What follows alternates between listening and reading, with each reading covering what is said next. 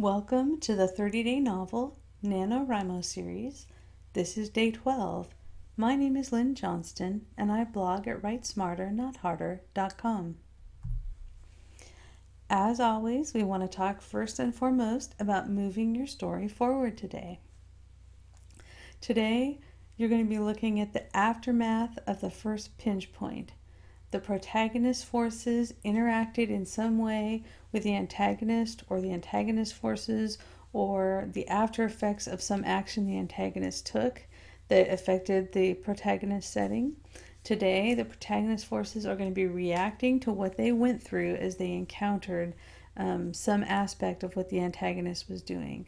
The first pinch point, whatever the antagonist did, that the protagonist encountered yesterday, that needs to cause some new problems for the protagonist and their allies. In this aftermath, again, you want to see what people have been suffering, what they've lost, what burdens they've accepted, what they sacrificed, what hopes were taken away from them. This is a very emotional part of your story that you're writing on day 12. And you want to think really hard about what the characters are experiencing and how they are dealing with the losses that the first pinch point created for them, and also how they are finding it in themselves to actually move forward, even though they basically have encountered some sort of setback. So for your protagonist, how is your protagonist going to react to what happened during this first pinch point? How are you going to show that the protagonist got a new awareness of his or her flaw or wound or defining trauma? Remember, the first pinch point is the second major event in your protagonist's character growth arc. And yesterday, whatever happened in your story should be causing the protagonist to really wrestle with their flaw or with the horrible thing that happened to them as a child. The pinch point should have triggered it. So today, as a result of that struggle, your protagonist is newly aware of how flawed they are, or what they need to work on, or what they don't know that they're not sure how they're going to learn. Another thing you can ask yourself, what might your protagonist have gained that he or she doesn't realize or recognize yet? And this is something that doesn't always get talked about when you're talking about plotting, but every time the protagonist experiences a loss or some sort of change in their thinking, there's also a potential gain that they may or may not recognize. And one of the things that makes for a great growth arc is for the protagonist to be experiencing losses or experiencing traumatic events as a result of encountering the antagonist. And during a lot of the story, the protagonist, especially the first half, the protagonist is going to be focused on the negative outcomes of those encounters. But as the protagonist becomes more mature and more self-aware in the second half of your story, your protagonist is starting to realize that they've learned lessons. Your protagonist is looking back at the events that they experienced and going, oh yeah, you know what? It's true that we lost back on the mountain when we were fighting the antagonist, but you know what we figured out? We figured out that this is his weakness. Or, you know what I realized? It's like I realized that my whole life I've been doing things one way, and I need to be brave and change that, start doing them another way. So even though you might not show the protagonist realizing these gains yet, you want to think about them as you're having the protagonist focus on the losses and keep them in mind, so that in the second half of the story, as your protagonist continues to grow as a character, you can start having them reflect back and start basically using what they learned in the first half of the story from being defeated over and over again. The other characters in your story, ask yourself how these characters are going to react to the aftermath of their encounter with the antagonist forces. Also, they're probably going to be impacted by whatever internal struggle the protagonist is going through. If your protagonist has suddenly realized, wow, I have been really selfish, they're probably going to start changing their behavior a little bit. Or if they're realizing, oh my gosh, I'm always like fighting, and I just realized the reason we took this loss is I shouldn't have been fighting. I should have been trying to negotiate with the people we were fighting. And that's going to change your protagonist's behavior. And the other characters around him or her are going to notice. Some of them are not going to like it because, just like in real life, like when one person changes, all the people who are used to that person being a certain way, when that person starts acting differently, all of a sudden the people around him or her can't predict behavior, and it throws them off. They're like, hey, what's up with you? Why are you doing this? You're acting weird. People do that to you in real life. They definitely, your characters need to do it to your protagonist. Have them question. Maybe the protagonist, as a result of this first pinch point, has sharply changed the direction of their quest.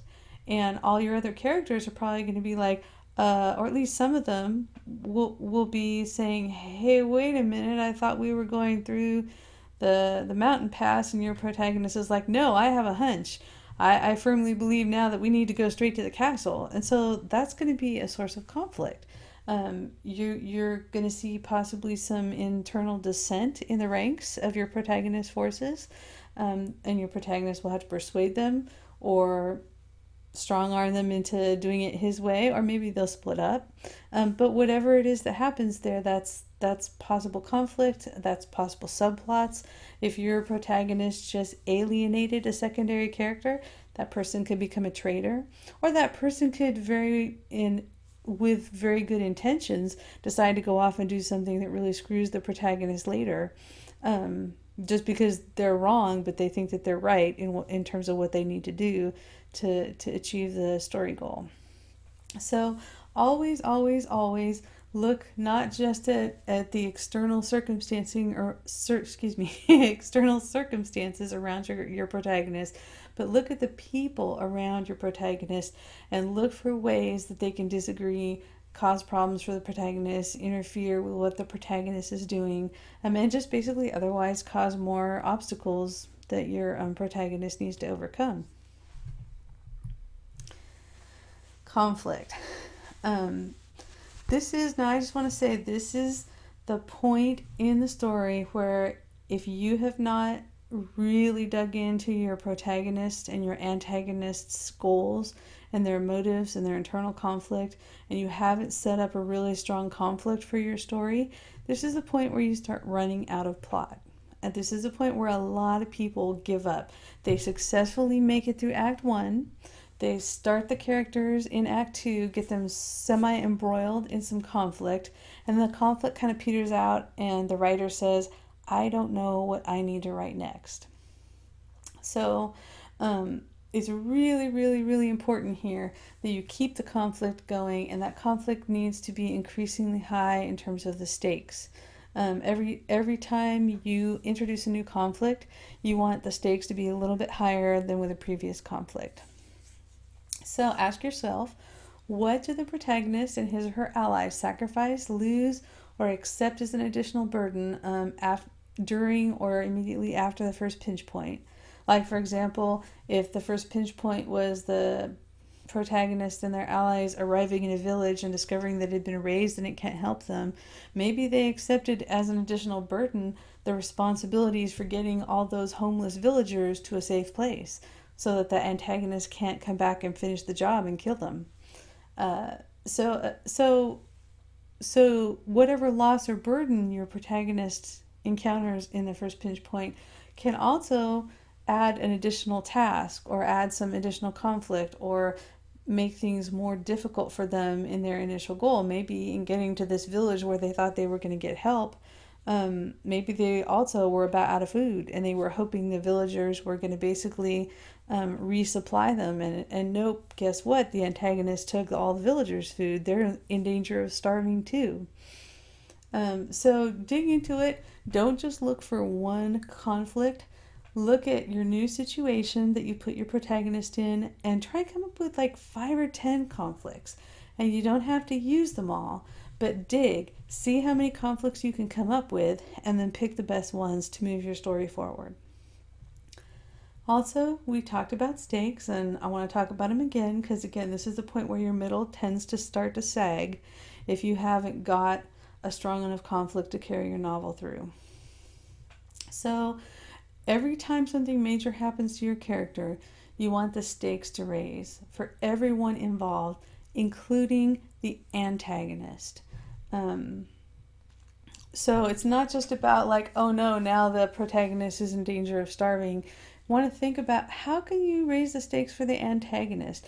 Now that he's raised this village, but he failed to capture the protagonist, maybe he attacked it because he thought the protagonist was already there, but his timing was off.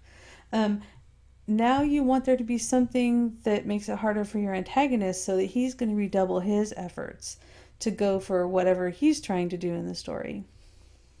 And that's another source of conflict. Again, we tend to plot according to what our protagonist is doing. We like to be in our protagonist's head, but what the antagonist is doing creates a huge amount of conflict in your story. And if every day you sit down and you think about what your antagonist is doing and how you can make the antagonist's effort felt by the protagonist, you're going to be generating more and more conflict, and you're going to find lots of story ideas doing that.